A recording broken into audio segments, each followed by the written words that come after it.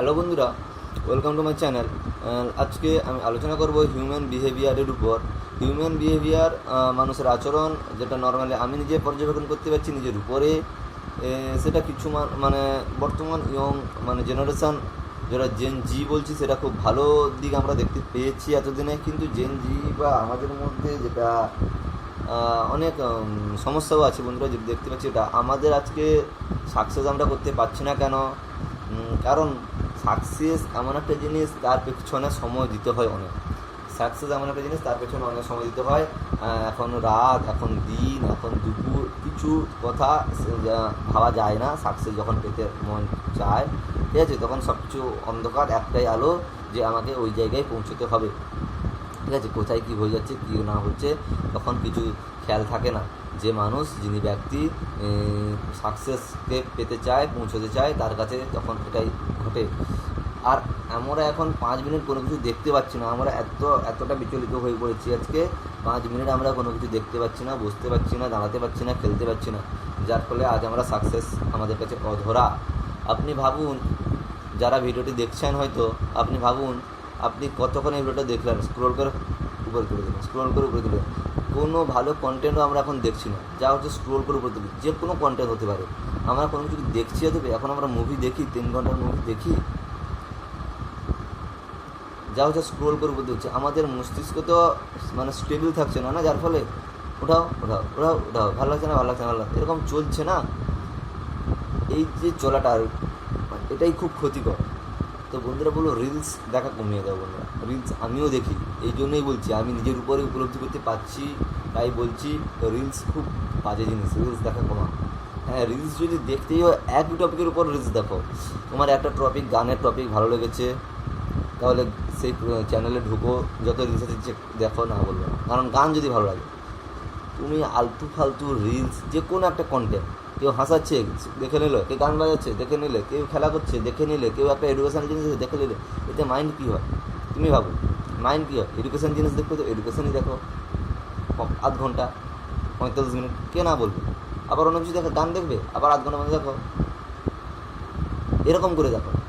কিন্তু কী হচ্ছে, জোগাড়ি হয়ে যাচ্ছে না। আমি একটা গান স্ক্রোল করছে, গানকে আমি উপরে তুলে দিলাম, তারপরে খেলা হচ্ছে, শর্ট দিল বিরাট কোহলি, তুলে দিলাম, রোনাল্ডো কিক মারলো, তুলে দিলাম, কে একটা ফানি ডান্স করছে, তুলে দিলাম, দেখলাম, তুলে দিলাম। এতে কী হচ্ছে? মাইন্ড তো আমাদের ডিস্টার্ব থাকছে না। আমরা কোনো কাজে কী করে ফোকাস করবো? তুমি যদি পড়াশোনা করো, পড়াশোনার এডুকেশান দেখো, আধ ঘন্টা দেখো, আর ভালো লাগছে না, একটু খেলা দেখে নাও।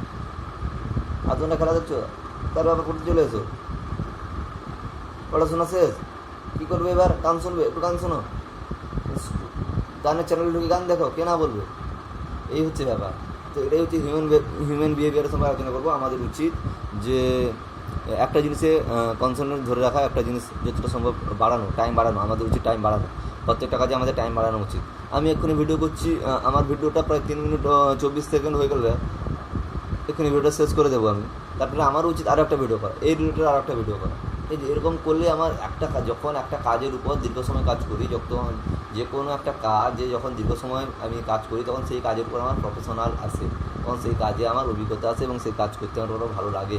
তো আমি আজকে আধ ঘন্টা করলাম, ভালো লাগছে না, অন্য কাজ করবা, এইসব বললে হবে না বন্ধুরা। ঠিক আছে, এরকম করলে কোনো কিছু হয় না। তাই বন্ধুরা, কনসিস্টেন্সি ধরে রাখো, কাজে সময় দাও।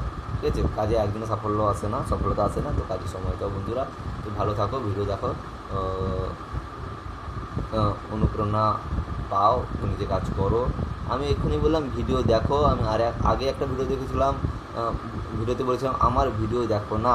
আপনারা এই নিয়ে হয়তো কমেন্টও করবেন, হ্যাঁ বন্ধুরা, ভিডিও দেখোই না। যেটা ভিডিও দেখো বললাম, সেটা আপনি টাইম পাসে ভিডিও দেখুন, সেই টাইম পাসে আপনি মোটিভেশন নিয়ে নিন, ডিসিপ্লিন নিয়ে নিন, কোনো অসুবিধা নেই। কিন্তু ভিডিও সত্যি অর্থে দেখো না, কারোর ভিডিও দেখো না, আমার ভিডিও দেখো না। এটাই বাস্তব সত্যি ফ্যাক্ট, এটাই আসল কথা। যে ভিডিও দেখে বললাম সেটা ভুলে যাও গেছে। ভিডিও দেখো না, কারোর ভিডিও দেখো না। তুমি চোখ বন্ধ করো, ফোকাস করো যে কোনো কাজে। হ্যাঁ, ভিডিও কোনগুলো দেখবে? যদি এডুকেশান, তুমি যে লাইনে আছে সেই লাইনে ভিডিও দেখো, অসুবিধা নেই। তুমি যে লাইনে কাজ করছো সেই লাইনের ভিডিও দেখো। ব্যবসা করছো, ব্যবসায় রিলেটেড ভিডিও দেখো, কীভাবে ব্যবসাকে গ্রো করবে। কোনো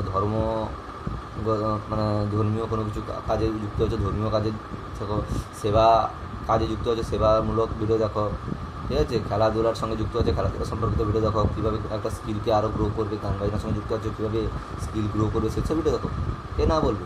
হ্যাঁ, শুধু ভিডিও দেখো, তারপরে সেখান থেকে শেখো, তারপরে নিজে করো, তবেই সুন্দর, সুষ্ঠু, সুসম্পন্ন।